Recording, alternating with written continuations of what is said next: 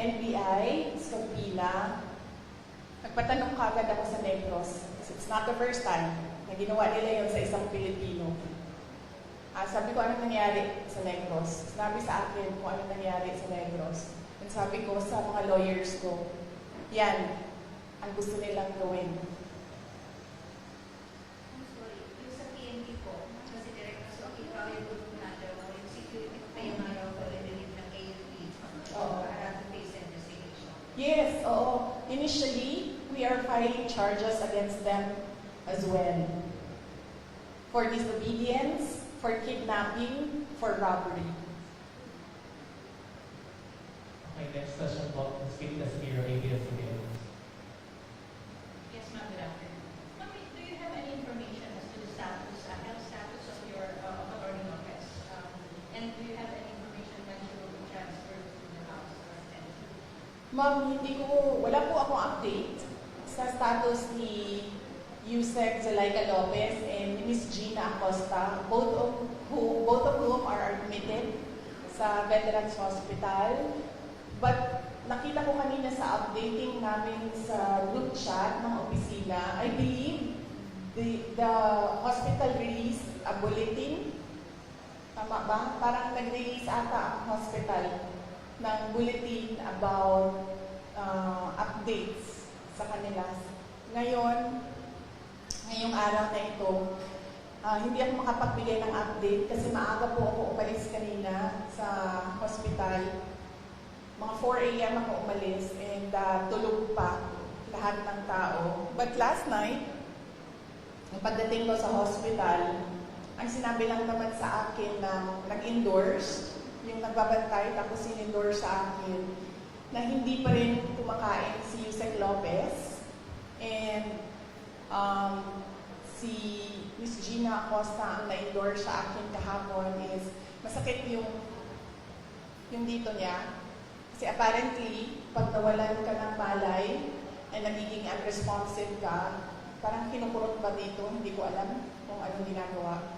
So apparently, sumakit yung dito niya kasi yun yung parang i-arouse ka para magising. So yun yung updates based on sa pakikipag-usap ko sa kanila. Another question po, just very quick. Do you see yourself touching things up with BBM in the future? Do you see that happening? Well, I believe, ma'am, that we reached the point of no return. I really believe that we have reached the point of no return. And it is clear, ma'am, na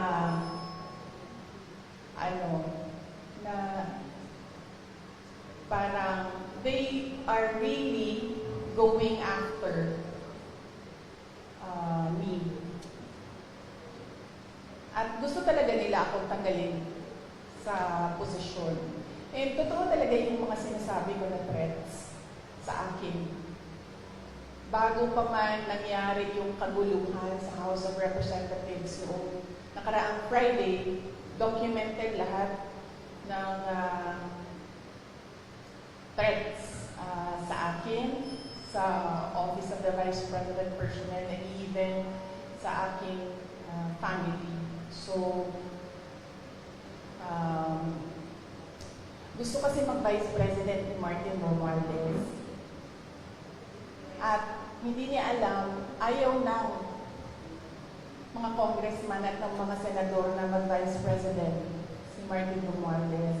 At hindi niya alam na ayaw ng taong bayan mag-President si Martin Romualdez. Unfortunately, hindi maintindihan yon ni Martin Romualdez. Yun yung problema. Okay, next, parang Heroes of Montesa, RMN is Nina. Good afternoon, ma'am. Any reaction lang po sana sa mga pagbabatikos or mga pahayag ni House Majority Leader at Subuanga City District 2 Representative Manisa Nico ang laban sa inyo kung galing sa mga nangyayari? Well, hindi ko siya kilala, ma'am. So, huwag na tayo mag-comment sa, sino ba yung, anong pangalan ng ma'am? Manix Dalipe po, Congressman Manix Dalipe. I don't know him. I'm sorry.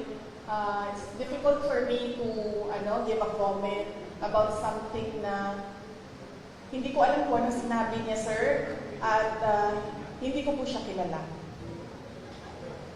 And Sir Marco Polo, Brigada ng Sabah. Good afternoon, ma'am, Sarah. Maliban po doon sa lumalabas na plano ng higher house or House of Representative para impeach ka ba? Ano po masasabi yun? Well, they can always try na mag-impeachment. They can always, gumastos at magwaldas ng pera ng gobyerno para i-impeach ang Vice President. Kung yan ba naman ang gusto nila, magwaldas ng pera at pagtakpan ang kakulangan at pagsisinungaling ng administrasyon. Para lang hindi mapansin ng mga tao na maraming mga pangako ang napako ay babanatan at babanatan nila ako. And then they can try. And then let's see. Diba? If I get impeached, then that is my end. Tapos. Okay, thank you for the answer, ma'am. And for my last part, sa local front ng Zamboanga City at Zamboanga Peninsula, maliban po sa mga tulong na binigay niyo po yung tulad ng ayuda sa medical and other, ano po yung mga future na nakalaan po para sa Zamboanga Peninsula na po dito sa Zamboanga City? Opo. Yes, sir. Thank you for the question. Nag-aantay kami ng final budget ng Office of the Vice President sa ilalim ng General Appropriations Act. Pero we are really not hopeful anymore kasi nakikita nyo naman kung gaano ka-intense yung gusto nilang pilayan ang Office of the Vice President. So, we're not hopeful. Kung meron mang budget, and then kung ano man yung maibigay na budget, pagkasya namin yung mga projects namin doon. Ang mangyayari nito, kunwari man, as an example, noon meron kaming 40,000 beneficiaries a year. Siguro, we'll reduce it to 10,000 beneficiaries a year. Ganun yung mangyayari. Ida-downsize yung mga projects. That is, if kung merong pera para sa projects. Kung wala naman pong pera para sa mga projects, ang maiwan lang ay pambayad ng sweldo ng mga tao, ng mga employees ng Office of the Representatives, then dapat kayo magreklamo, taong bayan. Kasi nagsusweldo kayo ng mga tao tulad ko. May I just remind you, I have the second highest salary in the government, and yet wala akong nagawin kasi wala kaming projects. Magreklamo kayo. Bakit namin siyang bayaran ng sweldo? Wala naman siyang project. Walang gagawin niyang babaeng yan. Hindi magtatrabaho yan kasi walang project. Diba? So yes, dapat kayong magreklamo niyan. Magbabayad kayo sa amin. Pero hindi kami magkakapagtrabaho dahil walang proyekto, walang budget. Last two questions. One from Mr. Senator Ortiz. Yes, good afternoon po. Good afternoon po, Vice President. I am Theodore Garcia sa Pamalikan po sa Zamboanga. Amidst all this, sa lahat ng mga nangyayari, sinasabi yung harassment, yung ino-oppress kayo, and yet, nandito pa sa Zamboanga City, binisita mo yung Basilan. Oo. Saan po kayo humuhugot ng nakasasok na moment, Vice? Bakit patuloy po kayong lumalakad? Yes. Before ako pumunta dito, as you know, your former mayor in Zamboanga City, Ma'am Beng Limaco is my friend, no? Exactly the same question ang tinanong niya sa akin kanina. Ako naman kasi, politiko ako. Yun din sinabi ko kay Ma'am Beng, Sabi ko, ikaw, politiko ka rin. Ang dami mo din pinagdaanan. Ibig sabihin, sanay kami sa ganyan ang mga politiko. So, ibig sabihin, hindi ka na nasa stress sa ganyan. Ang problema sa akin is kapag nagkulang ang tulog at gutom, yun lang talaga yung nakaka-apekto sa akin. Kaya kailangan, akin, kapag 3 araw na yung sunod-sunod na walang tulog, bigyan mo talaga ako ng 1 araw na mabawi ko yung 3 araw na tulog. Para nare-refresh yung pag-iisip. So, kung hindi mo ako pakainin, say for 12 hours, dapat mo akong pakainin on the 13th hour, otherwise, mainit na yung ulo. So, simple lang, sir. Kailangan lang ng tamang tulog at tamang kain. Yung all the rest, wala na yan. Kaparte yan ng buhay ng isang politiko. Last one, ma'am. Reaction on the disbarment case filed against you. Yes, meron akong 3 disbarment cases. If you can remember, 2011, sa Sheriff, hindi pa tapos yun hanggang ngayon. May disbarment case ako doon. Tapos meron akong disbarment. Nabasa ko lang ito sa mga, sa mga group chat. So, hindi ko lang alam kung tama. Correct me. Tapos isang disbarment case sa pagtatapon ng bangkay. Tapos isang disbarment case sa revenge from the grave. No? So, yun. 3 yung... but let me clarify kasi yung 2, I've not read or I've not received the complaint. So, hindi ko masabi kung ano talagang nakalagay doon. Binabase ko lang siya sa news reports na lumalabas. Yung isa, binase ko sa announcement ng Supreme Court, and then yung isa, binase ko sa announcement ni Larry Gadon. Thank you, sir. One last follow-up from Jerry Seven. Grabe naman ito si Mike. Minsan lang ako dito sa Zamboanga City.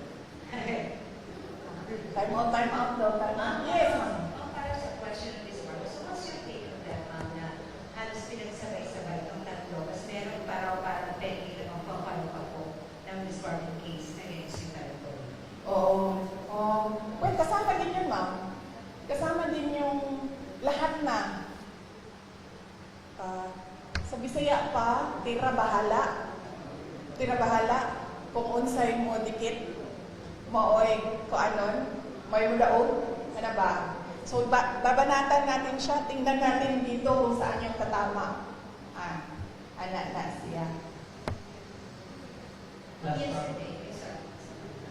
Yesterday you mentioned na isang threat sa inyo is yung pag-absorb ng PSG, ng PSC sa inyong PSPG. But now that they are totally, taking over the basic volume security sa PSPG and PNP, how do you feel about it? I'd like to hold comment dyan, ma'am. Kasi napapansin ko, base lang din naman sa balita, nagbabago-bago yung sinasabi nila. Hindi ko lang alam kung nasusundan ninyo. Nagbabago-bago yung sinasabi. Sabi, wala na daw AFP, pulis na lang. Ngayon, meron na naman daw AFP, pero papalitan nila at mga pulis na sabay. So, hindi sila nagpaplano ng maayos. Kaya nagbabago-bago yung sinasabi nila.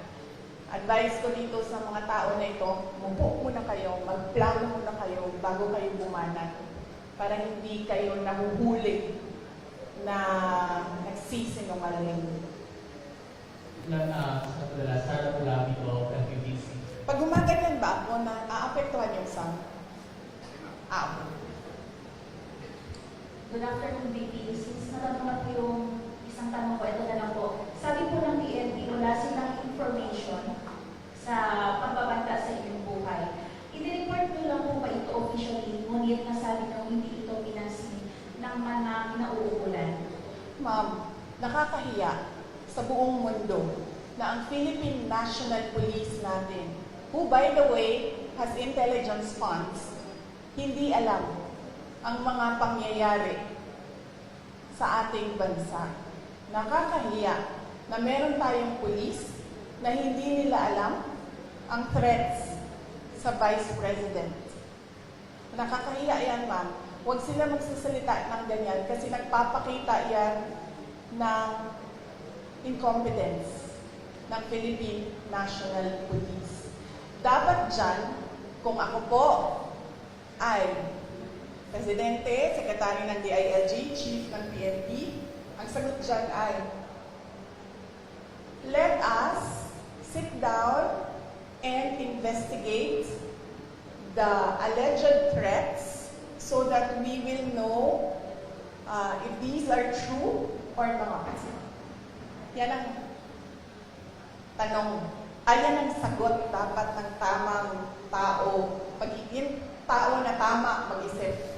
Yan ang sinasagot dapat. Hindi yung sinasabing wala kaming alam ng mga threats. Nakakahiya na ang pulis, ganyan. So, ibig sabihin, ang dami nilang walang alam ng mga pangyayari. So, kaya pala, nagkanya-kanya na ang mga kriminal dahil walang alam ang kapulisan. Nakakahiya para sa Pilipinas na naririnig na ang pulis natin ganyan magsalita. Ms. RG po, ladies of Mama Times. Last question po. Yes, VP, magandang hapon po. RG from Ladies of Mama Times. I would just want to ask po, with what is happening, may satellite office po kayo ng mga nagselating po. So, dito, ang satellite office na hindi nagsiservisyo sa Zamboanga lang, pati sa Basilan sa Tawi-Tawi. How will you, anong assurance po na tuloy-tuloy yung servisyo with what is happening? Yes, ma'am. Bago po ako sumagot, ma'am, may I just say, I love your color green ngayong hapon na ito. Halatang-halata naman, ma'am. Oo. Wag, ma'am, kasi suspended ka na kaagad bukas, ma'am. Huwag ka po mag-green. Suspended ka na bukas, ma'am. Sandali? Okay. Yes. Nagpapasalamat ako dahil nakapunta ako ng Zamboanga City ngayong araw na ito. At in person yung meeting namin ng satellite office lead sa Western Mindanao. Kasi papunta kaming, there's about 40 minutes papunta doon sa Isabela City. So, 40 minutes papunta, nag-meeting kami. 40 minutes pabalik, nag-meeting kami. So, masaya ako dahil nagawa namin yung in person. Ang hirap din kasi talaga mag-meeting pag Zoom eh. At napag-usapan namin ni Mr. Mike Saavedra na malaki kasi renta na, malaki din kasi itong building na ito, malaki din ang renta dito, ma'am. Ang gagawin namin, lilipat kami sa mas maliit na lugar, mas mababa yung renta. So, napababaan na rin yun namin yung budget na kailangan gamitin. Tapos tutuloy-tuloy lang si Mike ng mga downsized na mga project. So, yun ang plans namin for Western Mindanao Satellite Office. Papaliitin namin, ma'am. Tsaka maghahanap kami ng mas mababang renta. Ma'am, very last question related by the OBP Media po. Baka may sagot po kayo sa sagot ni DA Secretary Q. Laurel tungkol sa 20 pesos bigas na remarks niyo po kay bibigyan versus bibigyan. Ano ba sinabi niya? Pwede, saan ang sinabi ni... This is related by the OBP Media po. Yung baka may sagot daw po kayo regarding sa sagot ni DA Sec. Q. Laurel tungkol sa 20 pesos bigas remarks niyo po versus bibigyan. Ano sinabi niya? Hindi ko alam. Sorry Hindi ko alam kasi. Ano sinabi ni... Wala.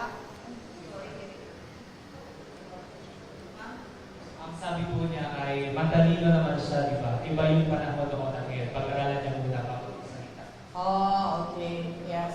Tama naman siya doon. Matalino talaga ako.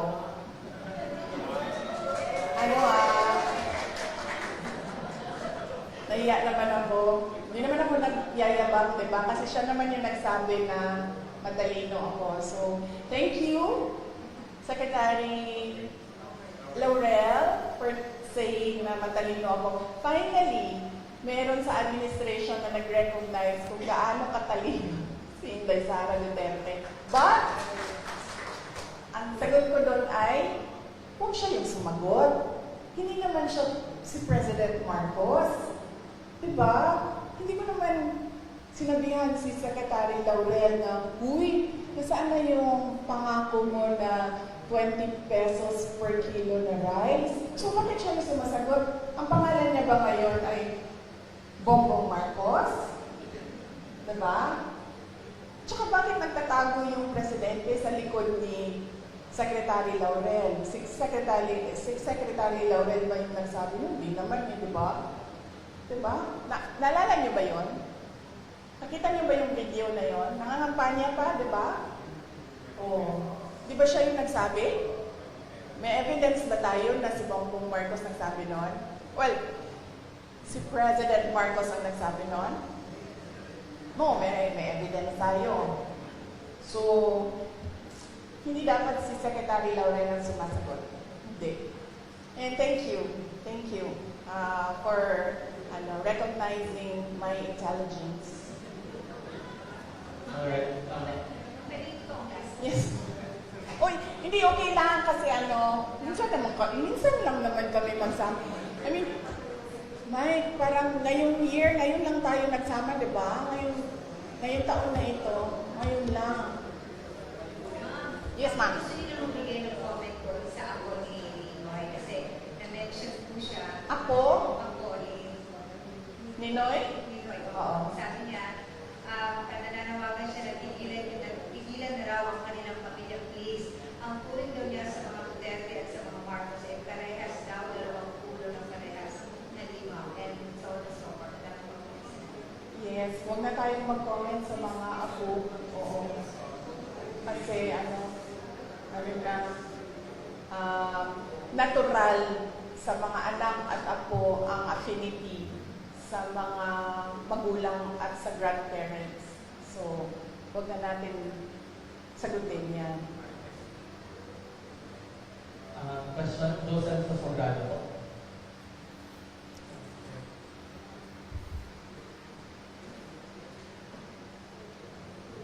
Wala.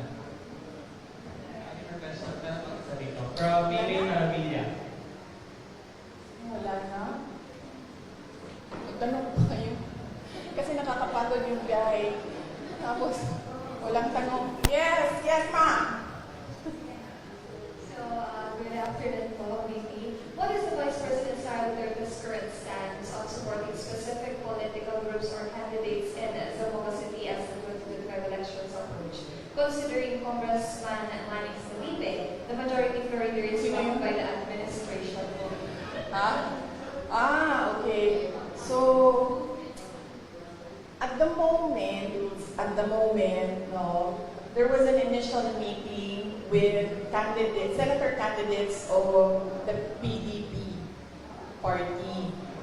And I am not a member of PDP. They've been trying to recruit me, and I've been telling them that I have to think about joining a party because right now I am enjoying that I am free and I don't have to answer to a political party and I don't have to toe the line of a political party.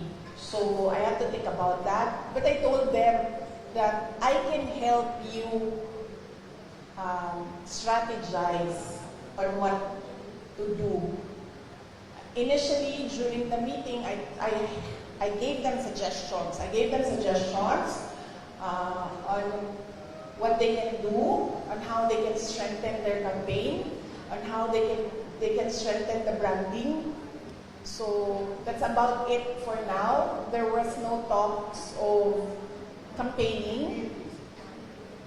Yes, but I told them if you need someone to talk to about strategizing on how to run the campaign, I'd be glad to help. I'd gladly help. And then for local, as of the moment, I am committed to Davao City only. But apparently, doon sa Davao City, sinasabihan nila ako, wag na lang daw ako sumali doon. I have my own problems. So, yun pa lang ang nabigyan ko ng commitment. Yung ibang mga local na mga candidates na mga kaibigan, wala ako pang nabigay ng commitment, but sa tingin ko naman, parang wala din sigurong magkaka-interest na hanapin ako or i-request ako dahil lahat ngayon natatap. Ang term na ginamit ng isang politiko, benga. Tagalog term yan, no? Grabe bumenga. I know it's an LGBT term. No? It's an LGBT term. Grabe bumenga yung administrasyon. So walang gusto na makita or malaman na kaibigan ko sila or nakampis ko sila or supporters nila ako. So that would make it easier for me since makakapagpahinga ako sa kampanya dahil from 2016 to 2019 to 2022 nangampanya ako. And this time around, since hindi naman ako kandidato, makakapagpahinga ako sa kampanya, makakatutok din ako sa trabaho namin sa Office of the Vice President. And then of course, makakatutok ako sa committee hearings, kung meron pang committee hearings na darating sa susunod na taon sa campaign period. Yes, sir. Pwede pa, sir, sa mga kasama ko. Pwede pa? Okay, I'm Ops Damano, Alexander TV News Online. Ang katanungan ko po sa inyo, ma'am, ay itong threat ay nangyari sa inyo. Seryoso ba ito o wala? Mga political... Serious ito, sir. Nakita mo si Marcos Sr. Nakita mo kung paano nila, anong I'm sure nakita mo yun, sir. Kasi kaming edad namin, hindi namin nakita. Nakita mo, sir, naabutan mo? Yes, sir. Oo. So, very serious ito. This is not a, parang laro-laro lang para sa kanila. Seryoso sila sa gusto nilang gawin. At alam natin ang capacity ng isang Marcos. Okay, madam, tinulungan mo ang tatay mo nung panahon niya tumakbo, and then ikaw naman, anak naman. Tinulungan niya ako. Tinulungan ko siya noong 2016. Tapos, tutulungan ba niya ako sa 2028? Hindi ko alam. Dahil noong 2022, wala. Noong 2022, wala siyang active help na ginawa. Sinabi lang niya na kaya niya yan. Na iyon din ang sinasabi niya hanggang ngayon, kaya niya yan. So heartwarming, no? Pag ang magulang mo, ganyan lang yung sinasabi, kaya mo yan. Wala man lang, parang, uy, kawawa ka naman. Uy, parang, anong natutulong ko? Uy, kailangan mo ba ng doktor, abogado?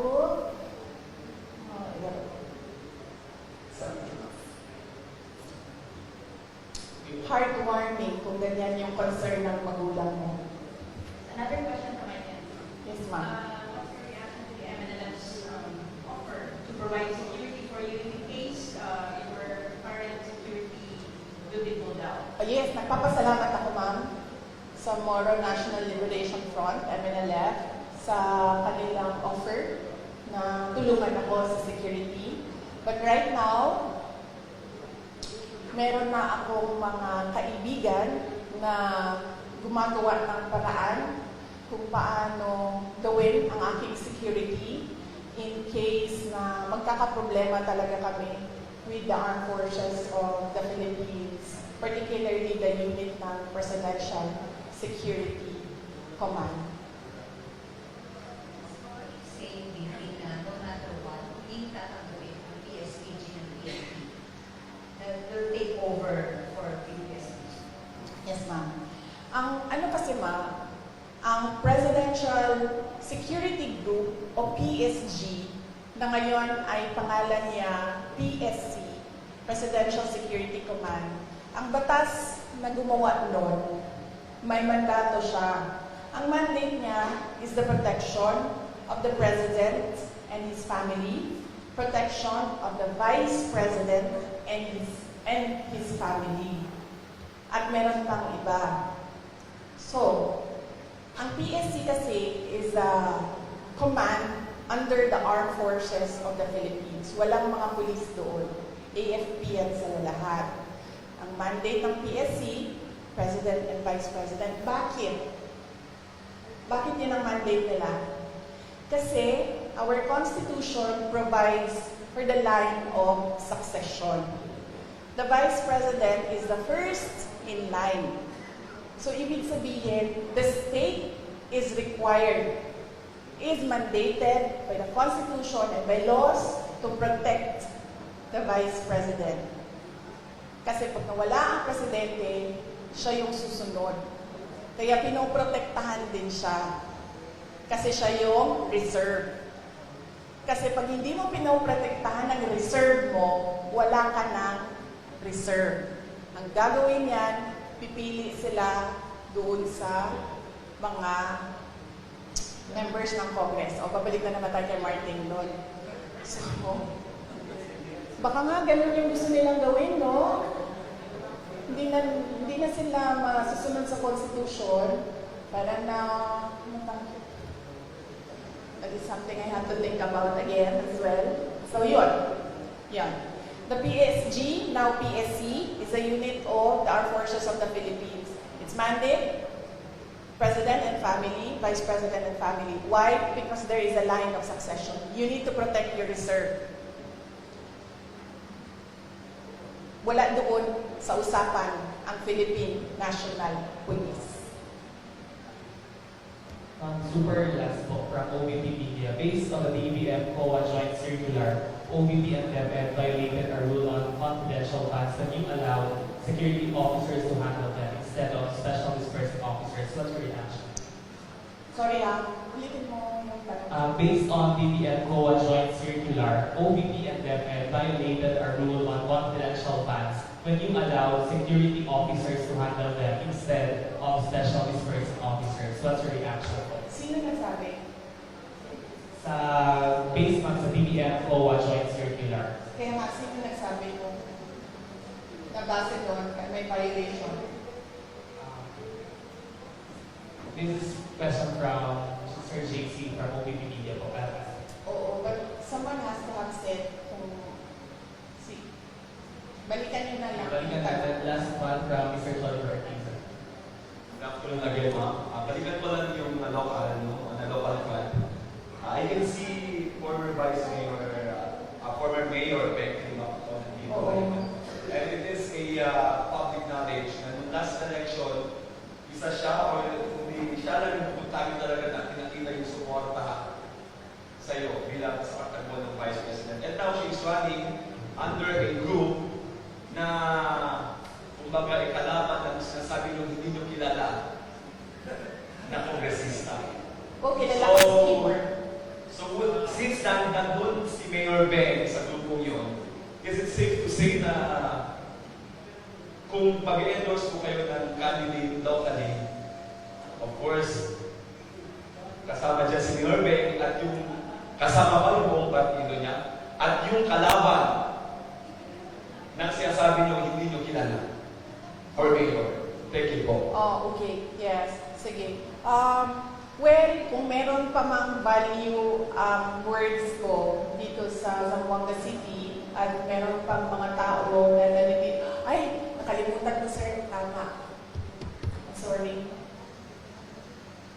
Kaya pala ako hindi na mag-endorse dahil nung last endorsement ko, anong nangyari? Sinasabi sa akin ng mga tao na budol sila. Hindi, Sarah, nabudol kami dahil sa iyo.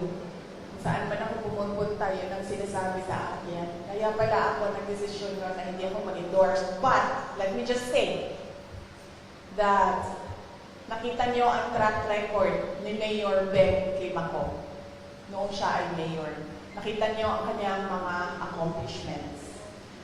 Ngayon, mayor siya ngayon vice mayor ang kanyang tinatakbo. So easily, kung magagawa niya ang pagiging mayor, easily she can do the work, the duties, and the mandate of a vice mayor. Dahil nakatutok lang yan sa legislation. So, kung kaya niya ang executive, lalong-lalo na kaya niya ang legislative. Dahil